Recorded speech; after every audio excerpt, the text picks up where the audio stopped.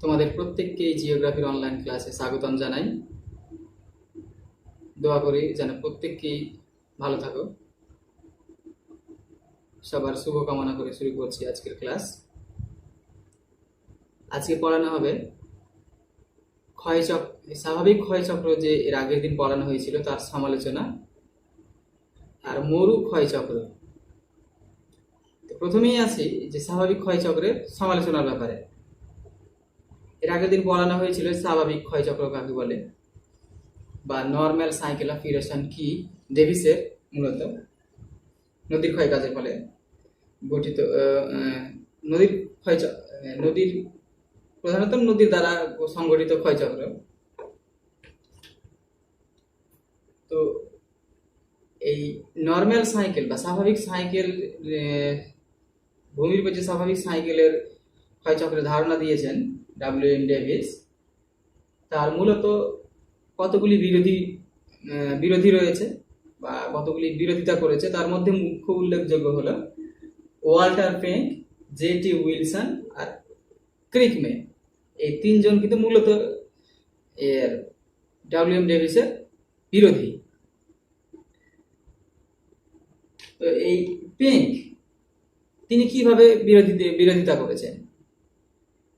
Penck নিজেই একটি তত্ত্ব দিয়েছেন ক্ষয়চক্রের, যে ক্ষয়চক্রের তত্ত্বটাকে বলা হয় ঢালের প্রতিস্থাপন মডেল, বা ইংরেজিতে বলা হয় স্লোপ রিট্রিটমেন্ট থিওরি বা স্লোপ রিট্রিটমেন্ট মডেল। ঢালের প্রতিস্থাপন তত্ত্বটি কে দেন? এরকম করে হয়তো 1 মার্কের প্রশ্ন পরীক্ষাতে আসতে পারে। তিনি কি বলেছেন? তিনি বলেছেন যে যেভাবে ওই নর্মাল সাইকেলের কথা বলা হয়েছে যে প্রাথমিক উত্থান খুব দ্রুত হবে, কিন্তু তিনি বলেছেন না, যে প্রাথমিক উত্থান সবসময় কিন্তু দ্রুত হয় না, প্রাথমিক উত্থান ধীরে ধীরে হয়। তিনি ডেভিস আরো বলেছেন যে প্রাথমিক উত্থান শেষ হওয়ার পরে ক্ষয়কার্য শুরু হবে। এই তত্ত্বর তিনি বিরোধী, বলেছেন না, ক্ষয়কাজ কখনো ওই উত্থানের জন্য বসে থাকে না, যে সব থেকে সর্বোচ্চ স্থানে যাবে তারপরে ক্ষয়কাজ শুরু হবে, এটা কখনো হয় না। যেটা আমরা হিমালয় পর্বত অঞ্চলের ক্ষেত্রে দেখতে পাই, যে উত্থানও চলছে ক্ষয়ও চলছে। এক্ষেত্রে পেঙ্কের থিওরিটা কিন্তু অনেকটাই ভালো। এই কতগুলি তিনি সমালোচনা করেছেন, বলেছেন যে একটি সিস্টেমের মধ্যে দিয়ে যে সবসময় যাবে তা কিন্তু নয়। তো নতুন করে একটা তিনি তত্ত্বই দিয়ে ফেলেছেন, স্লোপ রিট্রিটমেন্ট মডেল বা ঢালের প্রতিস্থাপন তত্ত্ব। তিনি বলেছেন যে একটা ভূমিরূপ সমুদ্রের তল থেকে প্রথমে উত্থিত হবে, ধীরে ধীরে উত্থিত হবে, তার সঙ্গে সঙ্গে ক্ষয়কার্য চলতে থাকবে। ক্ষয়ের হার থেকে উত্থানের হারটা কিন্তু বেশি হবে। এক সময় যাবে যেখানে ক্ষয়ের হার আর উত্থানের হার সমান পর্যায়ে চলতে, যতটা ক্ষয় করবে অতটাই উত্থান হবে। তারপরে একটা পর্যায়ে আসবে, যে পর্যায়ে ধীরে ধীরে ক্ষয়ের হার বৃদ্ধি পাবে আর উত্থানের হার কমে যাবে। এই করে সমভূমিটা আবার সমুদ্র তলের কাছাকাছি এসে পৌঁছাবে। এইটুকু স্থানে তিনি 3টে স্টেজের কথা বলেছেন। এটা একটা স্টেজ, এটা একটা স্টেজ, এটা একটা স্টেজ। এই স্টেজটাকে বলা হয় আউস্টিজেন্ডি এন্টাইকুলাম। আউস্টিজেন্ডি এন্টাইকুলাম মানে এখানে বলা হয়েছে, এখানে যেটা উত্তল ঢাল সৃষ্টির পর্যায়ে, এখানে ক্ষয় কার্য থেকে উত্থান কার্য বেশি হয়। এরকম অংশ হচ্ছে উত্তল ঢাল সৃষ্টির পর্যায়ে। এই ঢালটাকে বলা হয় উত্তল, আর এই ঢালটাকে বলবে অবতল ঢাল। আর এই অংশে যে এইটুকু হয়, এটুকুকে বলা হয় গ্লিচ ফর্মিজ এন্টাইকুলাম। এন্টাইকুলাম বলতে কথাটি তিনি বিকাশকে বুঝিয়েছেন, ভূমির উপর বিকাশ, উত্থানকে বুঝিয়েছেন। এগুলো হয়তো পরীক্ষাতে সেরকম আসবে না। এইটুকু স্থান বলেছে অ্যাবস্টিজেন্ডি এন্টাইকুলাম। এখানে হচ্ছে এই পর্যায়টাকে বলা হয় সমঢাল সৃষ্টির পর্যায়, এটাকে বলা হয় সমঢাল সৃষ্টির পর্যায়, এটাকে বলা হয় উত্তল ঢাল সৃষ্টির পর্যায়, আর এটুকু বলা হয় অবতল ঢাল সৃষ্টির পর্যায়। এইরকম করে তিনি 3টে ঢালের কথা বলেছেন। 3টি ঢালের কথা বলেছেন ওয়াল্টার পেঙ্ক। এবং সবশেষে যে ভূমিরূপটা সমতলে এসে পরিণত হবে সেই ভূমিরূপটা তিনি বলেছিলেন এন্ড র্যাম্প বলেছেন। পরীক্ষাতে আসতেই পারে যে এন্ড র্যাম্প কি, তাহলে পেঙ্কের ক্ষয়চক্রের শেষ পর্যায়ে বা শেষ পর্যায়ে যে ভূমি বৈচিত্র্যহীন ভূমিরূপটি দেখতে পাওয়া যায়। বৈচিত্র্যহীন মানে কি, সেখানে মানে সমতল ভূমি, এই ভূমিরূপটাকে বলা হয় এন্ড র্যাম্প।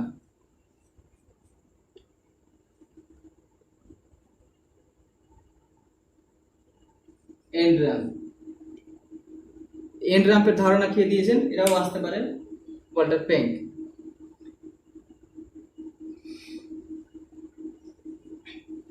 এরপরে আসি এই গতিশীল ভারসাম্য তত্ত্বের কথা। তিনি কি বলেছেন? তিনি বলেছেন গতিশীল জেটি হ্যাক এই গতিশীল ভারসাম্য তত্ত্ব দিয়েছেন। তিনি বলেছেন যে কখনোই একটি ভূমিরূপ যৌবন পরিণত বার্ধক্য এইরকম পর্যায়ের মধ্য দিয়ে যায় না, কারণ একটা ভূমিরূপ সামঞ্জস্যে আছে, ক্ষয় এবং সঞ্চয়ের মাধ্যমে সামঞ্জস্যপূর্ণ অবস্থায় আসে, একটি স্থিতিশীল পর্যায়ে সে পৌঁছে যায়। এমনও হতে পারে যে একটা পর্যায়ে হয়তো যৌবন পর্যায় থেকে পরিণত পর্যায়ে এসে আবার পরিণত পর্যায় থেকে যৌবন পর্যায়ে যেতে পারে, মানে ক্ষয়চক্রের ব্যাঘাত ঘটতে পারে। এই কথাটা কিন্তু বলেছেন জেটি হ্যাক।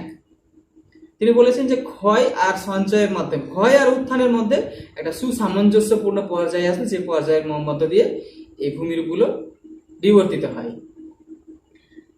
ক্রিকমে একটা কথা বলেছেন, এই ক্রিকমে এর গতিশীল ভারসাম্য তত্ত্বকে ইংরেজিতে বলা হয় ডায়নামিক ইকুয়ালিব্রিয়াম মডেল। অসম বিকাশ তত্ত্ব বইতে বলে দিয়েছেন ক্রিকমে। একে ইংরেজিতে বলা হয় আনএভেন স্লোপ ডেভেলপমেন্ট, আনএভেন বা আনইকুয়াল স্লোপ ডেভেলপমেন্ট। আসলে এখানে ঢালের অসম বিকাশ তত্ত্ব তিনি বলেছেন। এই ক্রিকমেও বলেছে যে কখনো একটি ভূমিরূপ এবং যৌবন পরিণত বার্ধক্য পর্যায়ের মাধ্যমে কিন্তু যেতে পারে না। এর স্লোপগুলো বিভিন্ন রকমের হতে পারে, আনএভেন একই রকমের সবসময় হতে পারে না, এবং শেষ পর্যায়ে একটি অসম বিকাশ তত্ত্বের মধ্য দিয়ে একটি ভূমিরূপ সমতলে পরিণত হবে। আর ক্রিকমে যে এই সমতলের কথাটা বলেছেন, যে সমতলে পরিণত হবে, সেই সমতল ভূমি তিনি একটা নাম দিয়েছেন প্যান প্লেন।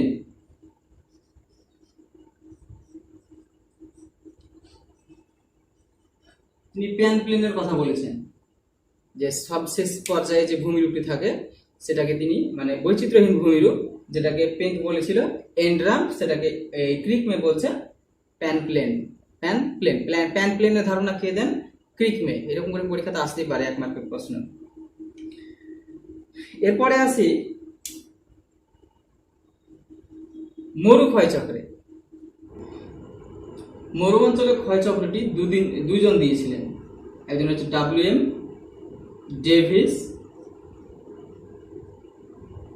1905 সালে, আরেকজন LC কিং 1948 সালে। দুজন ভূমিরূপের মরু অঞ্চলের ক্ষয়চক্র সম্পর্কে ধারণা দিয়েছেন। এই মরুভূমি অঞ্চলে ক্ষয়চক্র সংঘটিত হতে গেলে কতগুলি পূর্ব শর্ত বা আদর্শ অবস্থা লাগে। এই আদর্শ অবস্থাগুলি সম্পর্কে একটু আগে দেখি। 1 নম্বরে লাগবে, যেখানে একটা মরুভূমি অঞ্চল সেখানেই হবে যেখানে বৃষ্টিপাতের পরিমাণ ধীরে ধীরে কমতে থাকবে, যেখানে 25 সেন্টিমিটারের কম বৃষ্টিপাত থাকবে, 25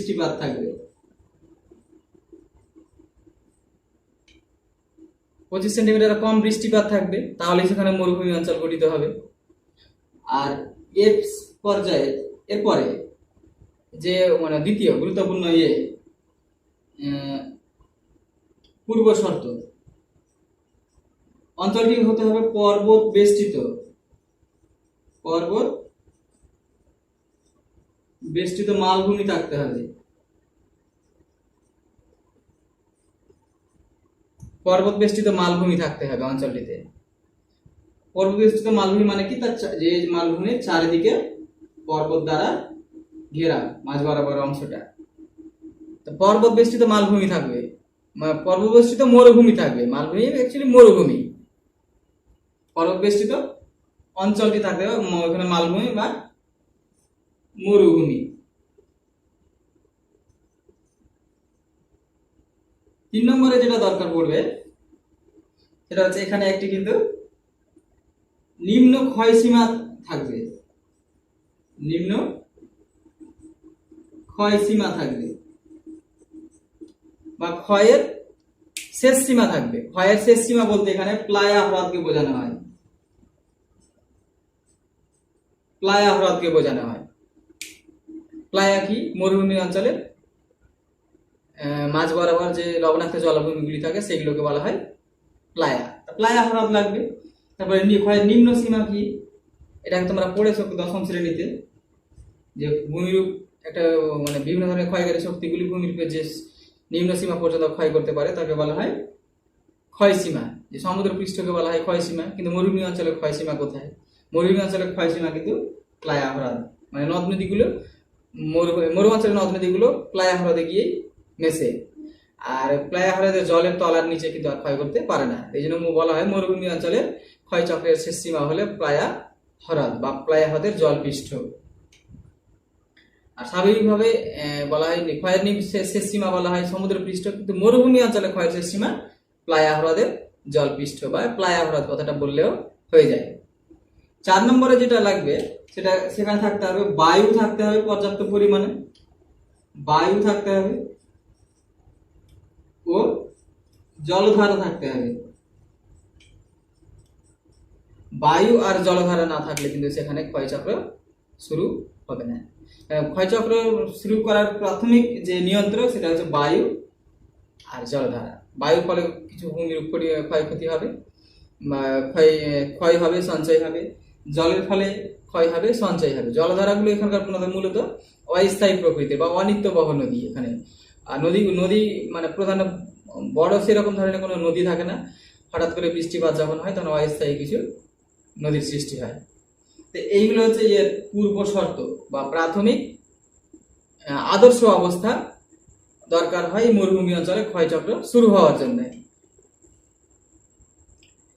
আমার বলতে এটুকু পরীক্ষাতে আসতে পারে যে ডেভিস কত সালে তার মরুক্ষয় চক্র ধারণাটি দিয়েছিলেন? 1905 সালে।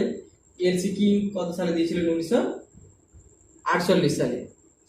এলসি কিং এর যে ধারণাটা, এটাকে আবার পাদ সমতলীকরণ তত্ত্ব বলা হয়। এটা যে ধারণা দিয়েছেন তাকে পাদ সমতলীকরণ তত্ত্ব বলা হয়।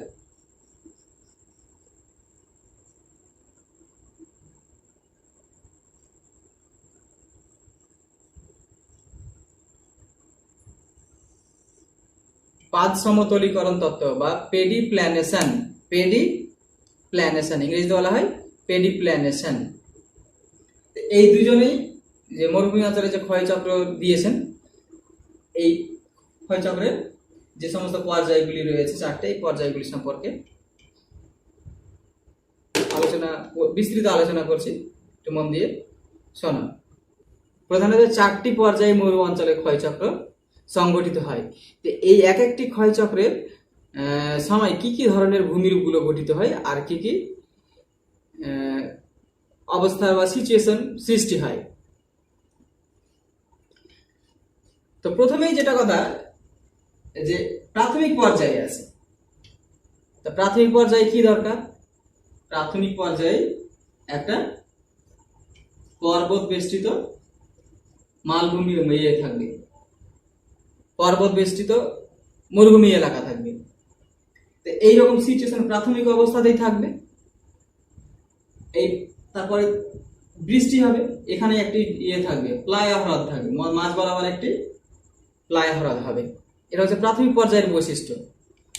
প্রাথমিক পর্যায়ে অঞ্চলটি পর্বত দ্বারা বেষ্টিত থাকবে, সেখানে 25 সেন্টিমিটার কম বৃষ্টিপাত হবে প্রাথমিক পর্যায়ে। আর বৃষ্টিপাত কিন্তু হতেই হবে, না হলে কিন্তু জলধারা তৈরি হবে না। আর এইরকম সিচুয়েশনে কতগুলি অনুগামী নদীর সৃষ্টি হবে, ছোট ছোট অনুগামী নদীর সৃষ্টি হবে, ছোট ছোট অনুগামী নদীর সৃষ্টি হবে। এইভাবে নদীগুলি বয়ে যাবে, এসে মিশবে। অল্প সংখ্যক, খুবই অল্প সংখ্যক এই প্রাথমিক পর্যায়ে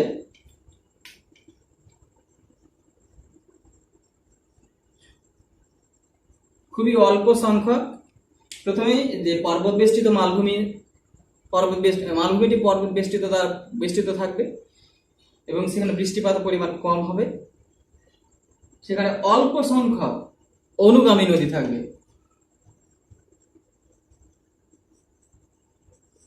খুবই অল্প সংখ্যক অনুগামী নদী থাকবে এবং এই নদীগুলি পর্বত বেষ্টিত মরুভূমির মাঝ বরাবর গিয়ে একটি নিচু স্থানে জল সঞ্চয় করবে। সেখানে সৃষ্টি করবে কি প্লায়া হ্রদ। এখানে প্লায়া হ্রদ থাকবে, এই পর্যায়ে প্লায়া হ্রদ সৃষ্টি হবে।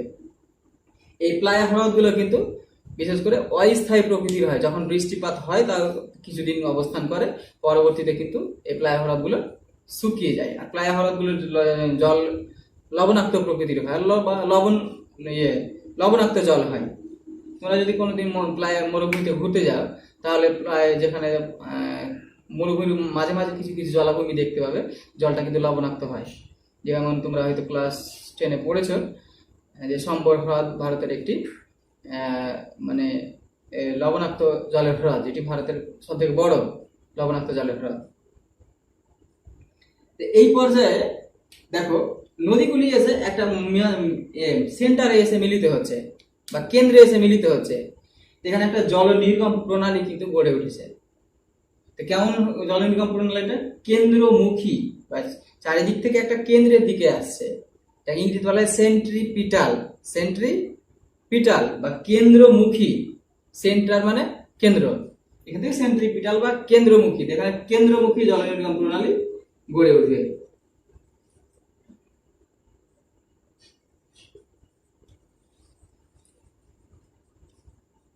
প্রণালী থাকবে, কেন্দ্রমুখী জল নির্গম প্রণালী থাকবে, অনুগামী নদীর সৃষ্টি হবে, প্লায়া হ্রদ থাকবে, আর পর্বত বেষ্টিত মালভূমি থাকবে।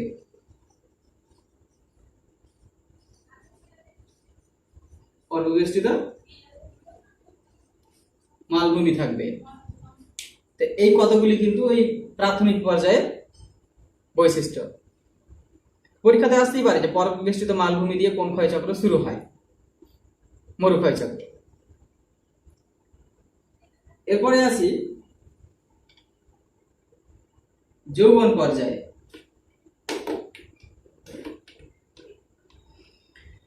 তো প্রাথমিক পর্যায়ে অল্প সংখ্যক কতগুলি নদীর সৃষ্টি হয়, আর যৌবন পর্যায়ে এসে কিন্তু মানে নদীর সংখ্যা কিন্তু কতগুলি বৃদ্ধি পেয়ে যায়। বৃদ্ধি পাওয়ার ফলে ধীরে ধীরে নদীর ক্ষয়ের পরিমাণ বৃদ্ধি পাবে। ক্ষয়ের পরিমাণ বৃদ্ধি পেলে ধীরে ধীরে সঞ্চয়েরও পরিমাণ বৃদ্ধি পেয়ে যায়। তো ধীরে ধীরে এই একটা উচ্চভূমির ধরো এরকম করে ছিল, পাহাড় ছিল, এখানে একটা নদীর সৃষ্টি হবে। ধীরে ধীরে এরকম করে একটা ভি আকৃতির উপত্যকা সৃষ্টি হবে। ভি আকৃতির উপত্যকা সৃষ্টি হতে পারে, আই আকৃতির উপত্যকা সৃষ্টি হতে পারে। প্রধানত এরকম বলা হয় ক্যানিয়ন। যদি আই আকৃতির হয় সেগুলোকে বলবে ক্যানিয়ন। দ্বিতীয় পর্যায়ে এসে নদ নদীর সংখ্যা একটু বৃদ্ধি পাবে, তার নদী খাতটা সংকীর্ণ হবে। নদী খাত একদম সংকীর্ণ হওয়ার কারণে কিন্তু ভি আকৃতির বা আয় আকৃতির হয়ে থাকে। প্রধানত মরুভূমি অঞ্চলে নিম্ন ক্ষয়ের পরিমাণটা বেশি হয়, এই জন্য আয় আকৃতির উপত্যকা বা ক্যানিয়নের সৃষ্টি হয়। তো ক্যানিয়নে মানে মরু অঞ্চলের গিরিখাতগুলিকে কিন্তু ক্যানিয়ন বলা হয় জেনারেলি, যেগুলো দেখতে আয় আকৃতির হয়ে থাকে। আর এই নদীগুলি ধীরে ধীরে পদার্থগুলোকে বয়ে নিয়ে এসে এই যে মরুভূমি এর পাশে এটা হচ্ছে একটা পর্বতের পাদদেশীয় অংশ থাকে। পাদদেশীয় অংশে কিন্তু পলল শঙ্কু সৃষ্টি করে। তো এই পর্যায়ে ভি আকৃতির উপত্যকা বা আয় আকৃতির উপত্যকা ক্যানিয়ন সৃষ্টি হবে, তারপরে পলল শঙ্কু সৃষ্টি হবে। পলল শঙ্কু থাকবে। এই পলল শঙ্কুগুলো, শঙ্কু মানে কি তোমরা জানো, মানে ত্রিকোণ আকৃতির কোনো কিছু বস্তুগুলোকে শঙ্কু বলা হয়। প্রধানত বিয়ের সময় বরের মাথায় যে টুপিটা থাকে সেটা শঙ্কু আকৃতির, এটাকে শঙ্কু।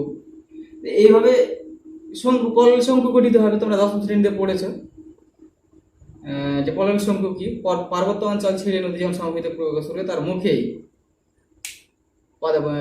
অপেক্ষাকৃত বৃহৎ আকৃতির বা বিভিন্ন ধরনের বড় বড় কণাগুলি দিয়ে যে এক প্রকারের ভূমিরূপ সৃষ্টি হয়, ত্রিকোণ আকৃতির ভূমিরূপ, সেগুলোকে বলা হয় পলল শঙ্কু। এই পলল শঙ্কুগুলো এক সময় ভেঙে গিয়ে কিন্তু পলল ব্যাজনী গঠিত হবে। এগুলো পলল ব্যাজনী বা পাখার আকৃতির ধারণ করবে। এর পরিমাণটা যখন বেশি হয়ে যাবে, কতগুলি নদীটা শাখায় বিভক্ত হয়ে যাবে। পলল ব্যাজনী থাকে, তো পলল ব্যাজনী থাকতে পারে। এই সময় আকৃতির পতাকা, ভি আকৃতির পতাকা, ক্যানিয়ন, পলল শঙ্কু, পলল ব্যাজনী থাকতে পারে। আর এই সময় ধীরে ধীরে নদীগুলো কিন্তু প্রতিস্থাপিত হয়ে যায়। নদীগুলো ভূমিরূপের সঙ্গে মানে প্রতিস্থাপিত হয়। ধীরে ধীরে ভূমিরূপের উচ্চতা কিন্তু একটু একটু হারে কমতে থাকে। মানে বায়ু আর নদীর জলধারা, নদীর ক্ষয়কার্যের ফলে, নদী বলতে এখানে নদী তো সেরকম সুস্পষ্ট থাকে না, এই জন্য বলা হয় জলধারা। আর এই বায়ু আর জলধারার কারণে এই ভূমিরূপ ধীরে ধীরে ক্ষয় হতে থাকে এবং তার উচ্চতা কমতে থাকে। আর এই পর্যায়ে কতগুলি উল্লেখযোগ্য আরো ভূমিরূপ দেখতে পাওয়া যায়, যেমন বাজাদা, তারপরে ওয়াদি।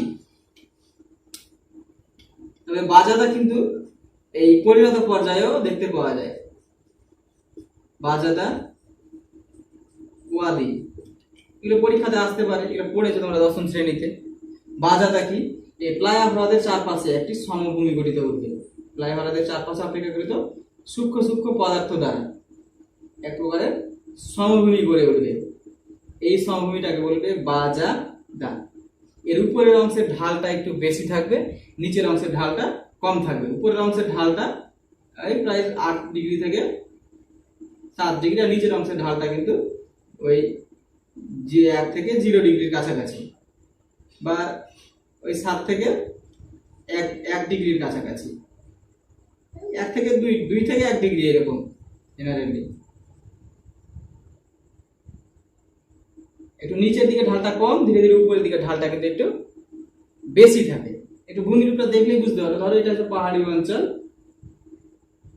আর এটা হচ্ছে একটা প্লায়া। তো এইটুকু স্থানে, এইটুকু প্লায়া হ্রদের কাছে কিছু পদার্থ সঞ্চিত হয়ে, এই যে এইটুকু, এটা প্লায়া হ্রদ, এটা জলাভূমি, এইখানে এক প্রকার সমভূমি গড়ে ওঠে প্লায়া হ্রদের চারপাশে। এই প্লায়া হ্রদের চারপাশেই গড়ে উঠবে। এটা কি বলছে, বাজাদা বা বাহাদা। তো বাহাদা বা বাজাদা গড়ে উঠতে পারে। তারপরে ওয়াদি গড়ে উঠতে পারে। ওয়াদি মানে কি, ওয়াদি কথার অর্থ হলো শুষ্ক নদী উপত্যকা। মরু অঞ্চলের শুষ্ক নদী উপত্যকা। মরুভূমি অঞ্চলের নদ নদীগুলো কিন্তু সবসময় মানে সচল থাকে না, অনিত্যবহ প্রকৃতির হয়। যখন বৃষ্টিপাত হয় তখনই নদীগুলো জীবিত থাকে। আর এই নদীগুলো শুকিয়ে যায়। শুষ্ক নদী খাত, মরুভূমি অঞ্চলের শুষ্ক নদী খাত গুলিকে বলা হয় ওয়াদি। এতগুলি বৈশিষ্ট্য কিন্তু দেখতে পাওয়া যায় এই যৌবন পর্যায়ে। এরপরে আসি এই যে পরিণত পর্যায়ে। পরিণত পর্যায়ে কি কি ভূমিরূপগুলো গঠিত হয়, পরিণত পর্যায় সম্পর্কে আলোচনা করছি, একটু দেখো।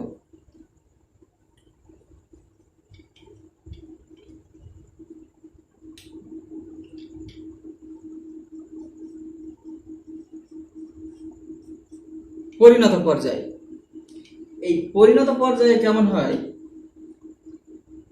ধীরে ধীরে নদী উপত্যকাগুলো কিন্তু চওড়া হতে থাকে। নদী উপত্যকাগুলো প্রথমে যৌবন পর্যায়ে ভি আকৃতির ছিল, ধীরে ধীরে প্রশস্ত হতে থাকে নদী উপত্যকাগুলো, প্রশস্ত নদী উপত্যকা।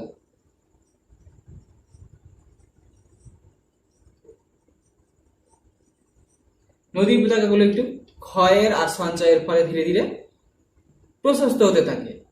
যার ফলে ভূমিরূপের উচ্চতা কিন্তু কমতে থাকে।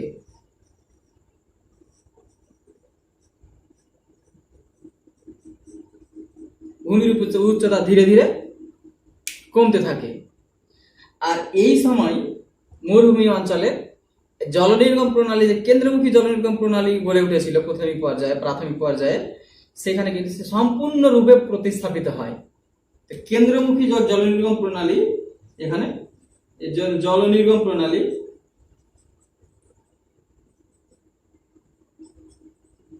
সম্পূর্ণরূপে প্রতিস্থাপিত হয়।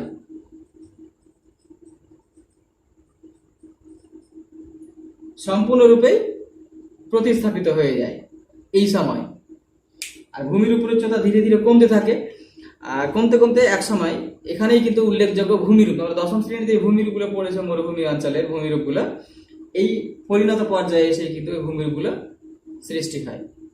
এখানকার উল্লেখযোগ্য যে ভূমিরূপ সেটা হচ্ছে পেডিমেন্ট।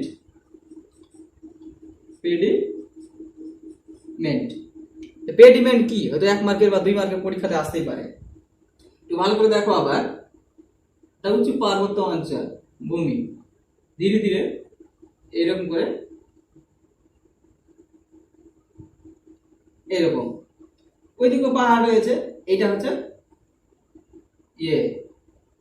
প্লায়া, এটা প্লায়া। পরীক্ষাতে আসতে পারে প্লায়া কাকে বলে, মরুভূমি অঞ্চলের লবণাক্ত জলাভূমিগুলোকে বলা হয় প্লায়া। তো এইটুকু স্থানে সঞ্চয়জাত পদার্থগুলো থাকে, যেটুকু একটু আগে বললাম, বাজাদা বা বাহাদা, এইটুকু স্থানে সঞ্চয়জাত পদার্থ, অপেক্ষাকৃত সূক্ষ্ম পদার্থ, সূক্ষ্ম বালিকণা।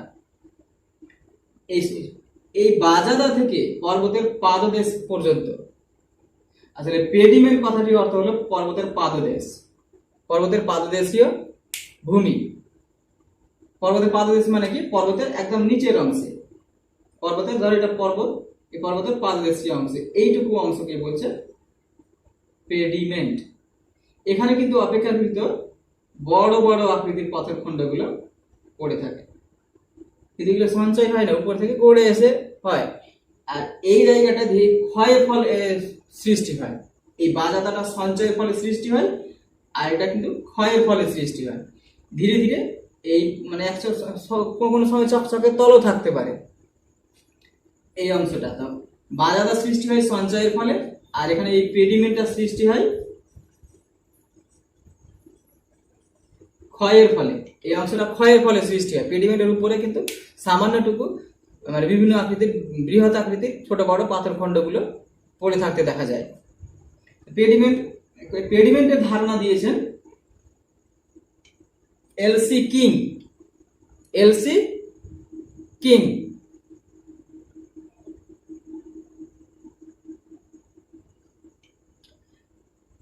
পেডিমেন্টের ধারণা দিয়েছেন এলসি কিং।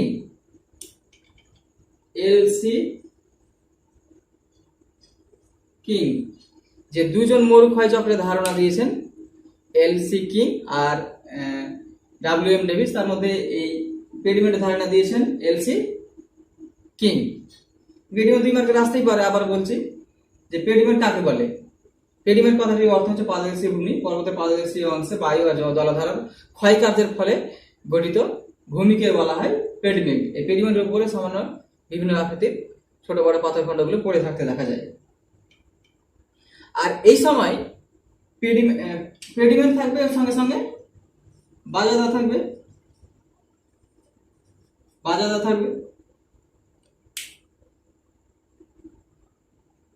এছাড়াও যে সমস্ত ভূমিরূপগুলো গঠিত হবে এই সময়, তোমরা দশম শ্রেণীতে পড়েছ, যেমন গৌর, জিউগেন থাকবে,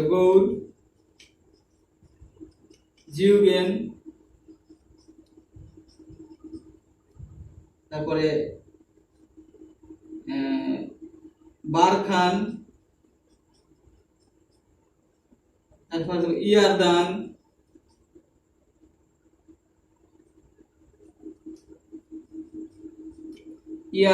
এইরকম ভূমিরূপগুলো কিন্তু এই সময় দেখতে পাওয়া যায়। তারপরে সিফ বালিয়ারি দেখতে পাওয়া যায়, মানে অ্যাকচুয়ালি দশম শ্রেণীর যতগুলো ভূমিরূপ তোমরা পড়েছো ক্ষয় কার্যের ফলে আর ক্ষয় কার্যের ফলে মূলত ভূমিরূপগুলো এই পর্যায়ে কিন্তু এসে দেখতে পাওয়া যায় পরিণত পর্যায়ে। এরপরে আসি বার্ধক্য পর্যায়ে, যে বার্ধক্য পর্যায়টি কি রকম। একসময় কি হয়, এই মরুভূমি অঞ্চলের এই শেষ পর্যায়ের দিকে এই রকম পর্বতগুলো কিন্তু আর থাকে না, ধীরে ধীরে এইরকম আকৃতির হয়ে যায়, টিলা আকৃতির হয়ে যায়। তখন পুরোপুরি ভাবে মরু অঞ্চলের ভূমিভাগটি প্রায় সমতলে চলে আসে। এই বার্ধক্য পর্যায়ে প্রায় সমতলে চলে আসে, মানে এই বাজাদার পরিমাণ আয়তন ধীরে ধীরে বাড়তে বাড়তে একসময় পুরোপুরি ভাবে ভূমিটাকে মানে সমভূমির কাছাকাছি নিয়ে চলে আসে। সমভূমি না বলে যে বলা হয় সমপ্রায় ভূমি, সমপ্রায় ভূমি। এই সমপ্রায় ভূমিটিকে এলসি কিং বলেছেন পেডি প্লেন, পেডি প্লেন। এই সমপ্রায় ভূমিটিকে এলসি কিং বলেছেন পেডি প্লেন, পেডি প্লেন।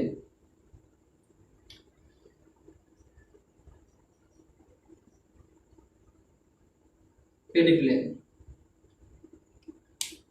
তো পেডি প্লেন কাকে বলে?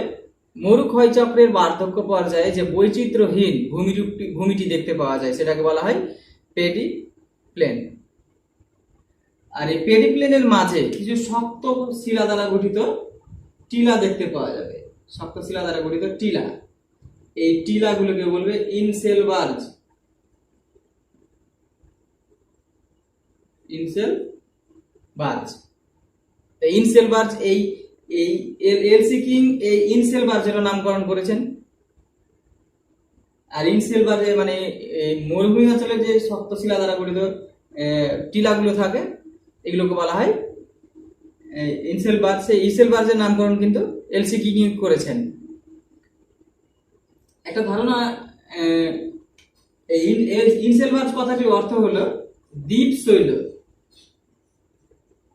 দ্বীপ শৈল। পরীক্ষাতে কিন্তু আসতেই পারে